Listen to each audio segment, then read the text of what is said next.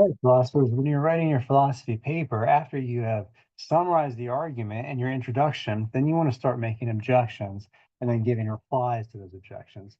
So here's a sample objection. I mean, what you want to do with an objection is to start out with a topic sentence that says the main idea, and then you're going to unpack it in a 3 to 5 sentence paragraph. So one might object to premise 2 of Salvador's argument that we have little reason to think that Fido is in fact a dog. Granted, Fido is 4-footed and wags his tail, but wolves, coyotes, squirrels, and even certain eccentric cats share these characteristics. For all we yet know, Fido may belong to one of these other species. All right, so I want you to note a few things that I was doing in this example and give you rules to follow to do the same thing. So first of all,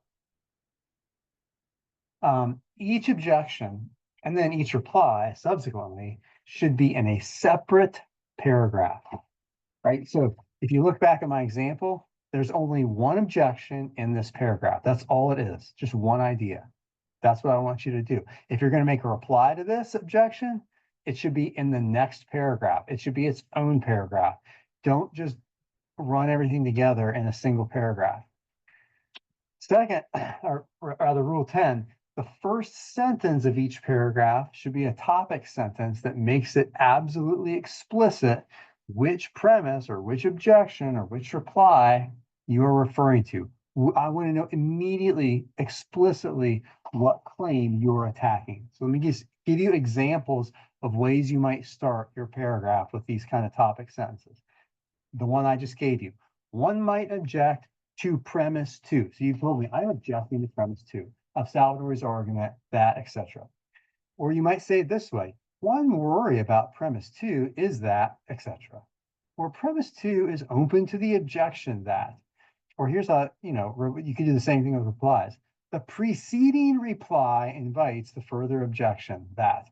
Now I've specified which reply I'm talking about, the one in the immediately preceding paragraph, or I could just use the numbers. Reply 1 is vulnerable to the criticism that, etc. So that is how I want all your objection and reply paragraphs to begin, with language almost exactly like that. Now, each objection or each reply should either contradict or undermine the claim that it is targeting. Let me talk first about contradicting the targeted claim. In order to contradict some statement, we'll call it P, any statement P, you just want to negate that thing. Say, it is false that P, not P, tilde P. So for example, if you want to contradict the claim that Smith won the election, you'd want to say this: it is false that Smith won the election. Or more simply, Smith did not win the election. And then you present your evidence, right? The votes were all counted, and they were double counted, and there were no hanging chads or anything. That's from the early aughts. Y'all were, before you were born, there were hanging chads. It doesn't matter. And you present your evidence for why it is that Smith did not win the election. So that you could do that. Now, what about undermining a claim? Undermining a claim is different. When you contradict a claim, you are saying that claim is false. When you undermine a claim, you're simply saying there's no good evidence that that claim is true.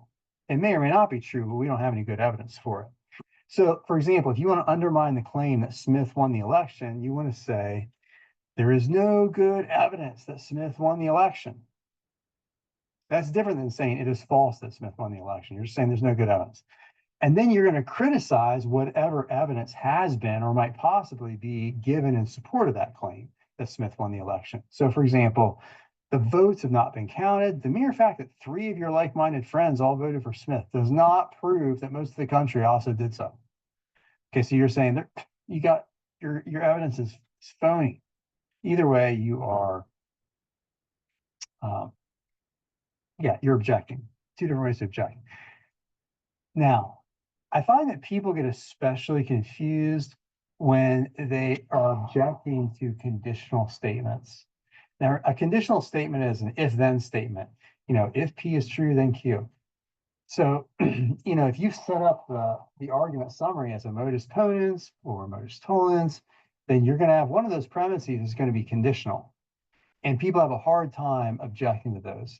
But the formula to use, the formula to think when you're trying to come up with an objection to a conditional statement is to say this: even if P is true, Q might still be false. And then you give us reason to think that. So let's take the conditional statement. If Bobby is older than Abdul, then Bobby is wiser than Abdul.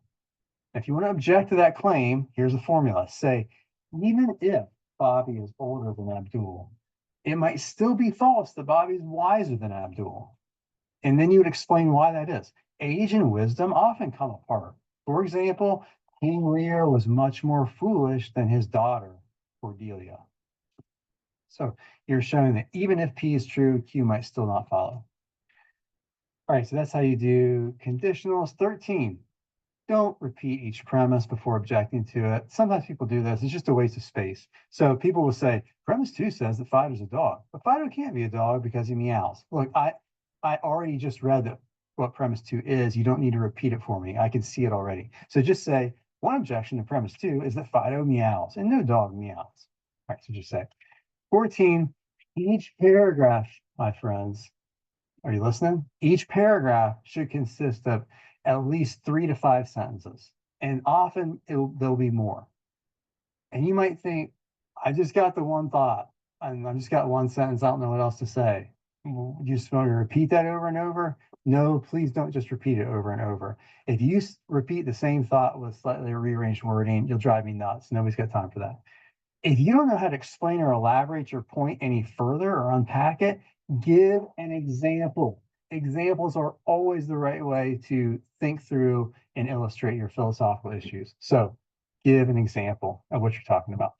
15, don't use rhetorical questions. Now, you may not know what a rhetorical question is, but here's an example. How could Fido be a dog since he meows? Does any dog meow? Now, here's the point. Here's what makes this question a rhetorical question. They're not really questions. They are implied statements. You're not actually asking for an answer that you don't know. We all know the answer, and you're saying the answer is obvious. If that's true, then just say the statement that you're making, the answer that you think is obvious, and say it as a statement, right? So say, instead of asking, who could Fido be a dog since he meows, just say, if Fido meows, then he's not a dog. Or just say, Fido can't be a dog because he meows. Just say that. Don't do the questions. Questions are not objections. They're just questions. Or instead of saying, does any dog meow, say, no dog meows, because that's the answer you think we're all supposed to give anyway. So just you give it yourself. Do not use rhetorical questions. And then finally, not finally, but importantly, this is in bold. The last one was in all caps. This is in bold. No cheap relativism or cheap skepticism. Now, what do I mean by that? I mean, you have, if you want to question some claim P, you need to make an argument for it or against it.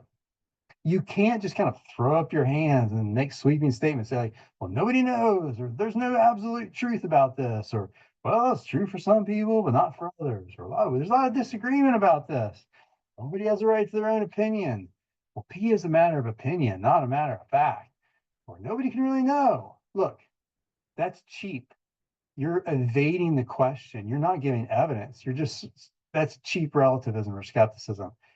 You give me an argument to show that P is false or that can't be known. Don't just say, well, nobody knows. Or lots of people have different opinions. I don't care how many opinions there are. I want to know which ones are true and which ones are false. And you need to convince me that one of them is true or false. So don't do that.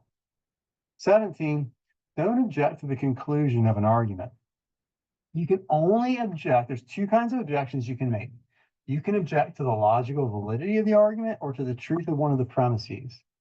But you can't directly object to the conclusion. So if you consider this argument, dogs are mammals. Fido's a dog, therefore Fido's a mammal. You can't just say, well, 3 is false, Fido's not a mammal. You can only attack the basis on which that conclusion is grounded. You can attack the truth of premise one. Maybe some dogs are reptiles. You can attack the truth of premise two. Maybe Fido's a cat. But or you can even, if you want, you'd be wrong, but you could attack the validity of the logical inference, right? But what you can't do is just say, well, Fido's not a mammal. You've got to go for the argument as base as its roots, not just its conclusion. 18, you don't have to object to every single premise, but you can if you want. There's actually a lot of different possibilities here. You can make 3 objections to one premise, or you can make 1 objection to a premise and then 2 objections to a reply to that objection. There's a lot of possibilities. Great. So those are basic rules on objections and replies, and we will discuss conclusions in the next video.